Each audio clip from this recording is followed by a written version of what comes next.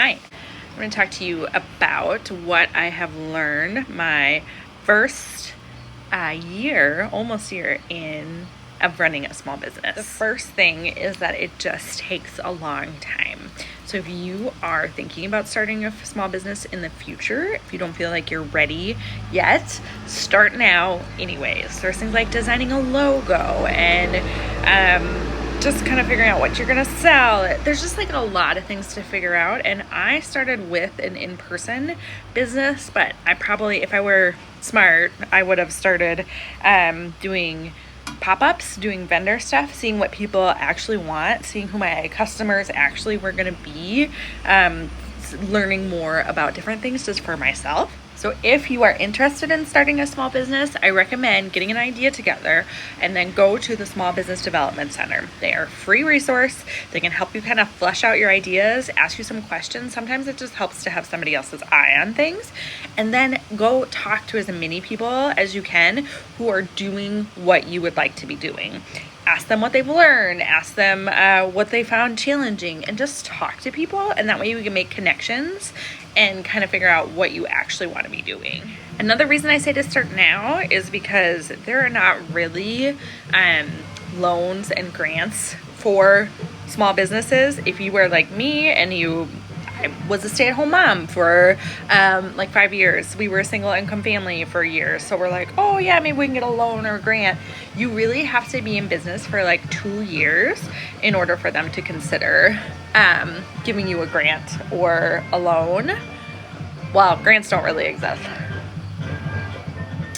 The marching band is walking down my street right now. So if you can hear them in the background, that's what's happening.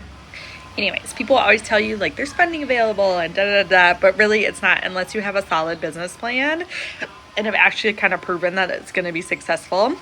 I just have spent a lot of time trying to apply for different things and it really has not gone great, unfortunately. Instead, which is probably better, I'm learning to hone what I'm doing in order to be better at it, in order to make more money so I can do the things that I want to do, which is great. So Rachel Rogers is a great resource. She wrote We Should All Be Millionaires, and she's really good at encouraging especially women and women of color and just people who aren't usually millionaires to become millionaires. I am not a millionaire, but maybe some. Rachel Rogers introduced me to the Product Boss, which is great, and talking about getting more. I'm currently taking a class about getting more eyes on your product-based business. Since I have a product-based business, it is great. This reminds me, how weird is it that Ariana Grande is dating SpongeBob? Are they still together? I haven't checked that out. Because this reminds me of Wicked. Anyways, inventory was like a beast that I was not really prepared for. Just trying to figure that all out, what I wanted to have in store, and it's been really fun. But then trying to get stuff online, when I opened online the first time, like had my website up, my first 3 orders, they ordered something that I did not actually have in store at that moment. So that was embarrassing. And then I spent like hours and hours getting individual one-of-a-kind things like on our website. Like we have a lot of thrifted things and books and different things, but it just took so much of my time that I probably should have been spent doing something else. And I'm using Square, and like sometimes it works great and sometimes it just doesn't want to save the things that you want it to save, and that feels very rude, but it is what it is. So that can be annoying. So just like constantly updating that inventory, or if somebody, you have one item online and then also having something in store, somebody could buy it online and then in store. It's just like a lot to manage, and it was a lot of time and not a lot of return on investment.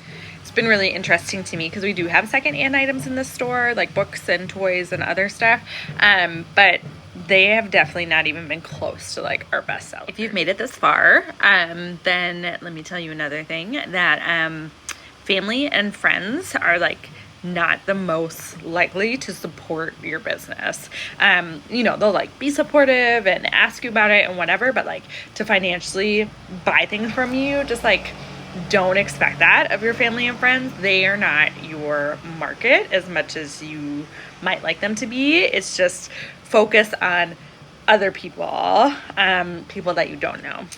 You don't want to appeal to everyone. It's okay to like repel people. We have our pride flags up and our Black Lives Matter flags up, and I would rather have people see those and not want to come into our shop than not have them up and then people think we stand for something that we don't, or people think we agree with different things that we don't. I just would rather people know just kind of what they're getting into. Has been helpful for us, and I've had people come in and be like, oh, thank you so much for having that here. And it's just an easy way to like make friends too. I keep saying this is my elaborate scheme to make friends, and it's working.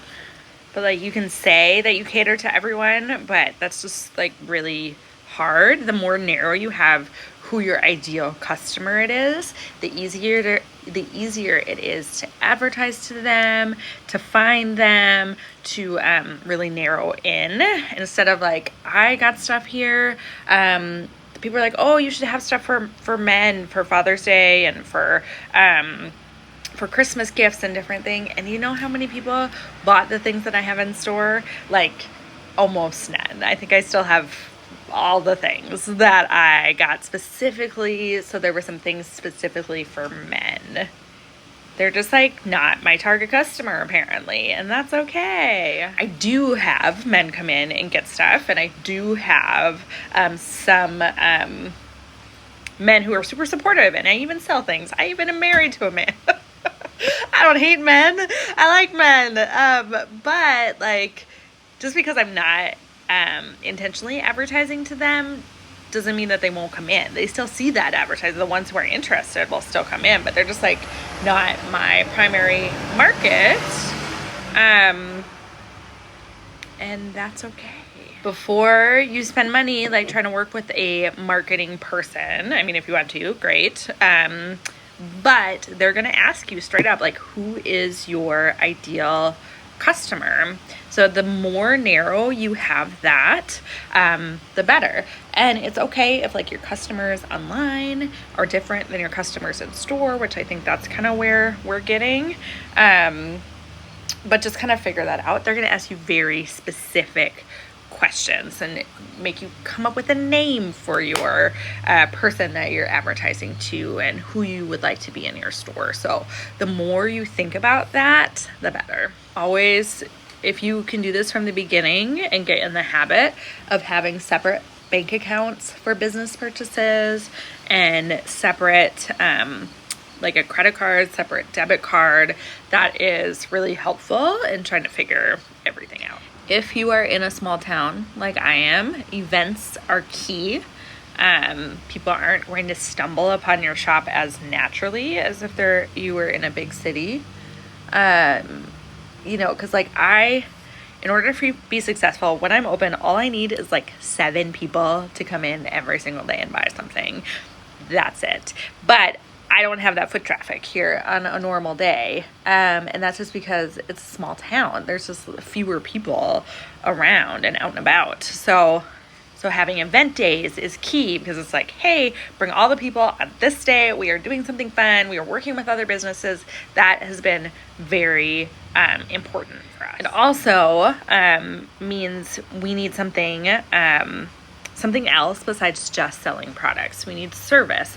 We need maybe something different online. Some friends like do floral, have a small shop, and then they also have a floral business.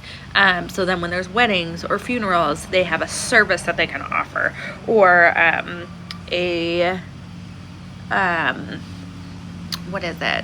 classes. They offer classes. We're thinking about getting into that some too, but just to have something else, a service. What we're choosing to do is to trying to get into eco-friendly retail supplies like craft bags and boxes and stuff, just to have like another way to bring in income, because just having a shop and just having it open during certain hours is not enough, especially in a small town, maybe in a bigger town, but for us is just not going to cut it. Another thing, you need more signs than you think you do. Like, signs everywhere. Even if you think you've got enough. I've had some people come in and be like, oh, your sign on a fence, is it new? And I was like, that's been there since March. Like, months it's been up there. And you live in town and you're just seeing it now. So really, like, people just like, I don't know, don't see stuff. But now we've got some other signs. We've got one up front. We've got one on our shop. We've got them all over the place. So it really has been helping. Most fun part of being a small business owner is meeting other people that have similar interests and are running different businesses. So I really love Instagram for that. I follow so many other local small businesses, and we work together and share different information when people have stuff going on, and that is really valuable. Yeah, if you're gonna have a small business, get used to like self-promotion a little bit. You just gotta embrace it. And you just gotta practice. Have you ever made a TikTok video before? You know, if not, like, practice with your stuff in your regular life. Figure out how to do it. It's taken me years to figure out how to do social media stuff.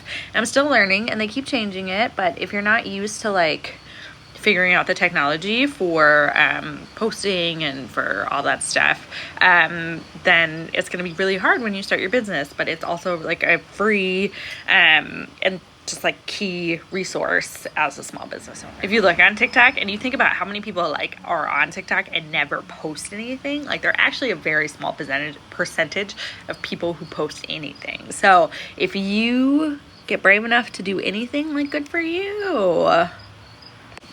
I should go back to grants and stuff. Like, there are some grants available if you're a nonprofit, but if you're a nonprofit, you need to have a board and some other things. And I just don't want to do that. I just want to do what I want to do, and I want to make enough money to give to the organizations that I want to give to. You got to get used to talking about it. You got to get used to putting yourself out there, because it's not just your product. It's like you.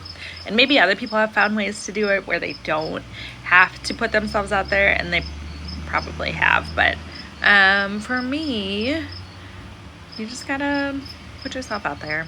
People might have all sorts of ideas for you in your business, but what matters is you putting in the work and just doing it. They might say, oh, this might be better, but like, you're the one that's doing it. You're the one that's putting in all the work. You're the one who is working just hours and hours on stuff and has done the research. And so well-meaning people may not have the answers for you.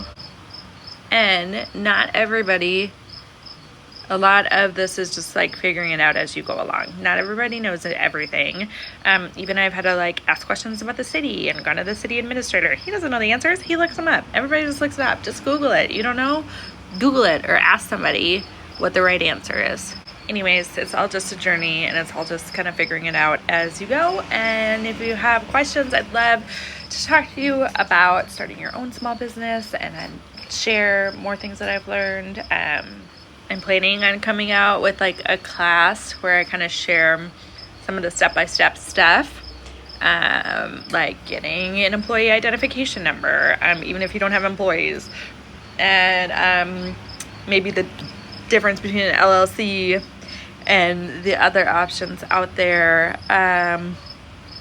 and just kind of other resources like the SBDC, or in Minnesota, Deed, in the Rochester area, Ready is one of the organizations that you can reach out to. So anyways, I'm hoping to share kind of that stuff, but I'm just not in a place to do it quite yet.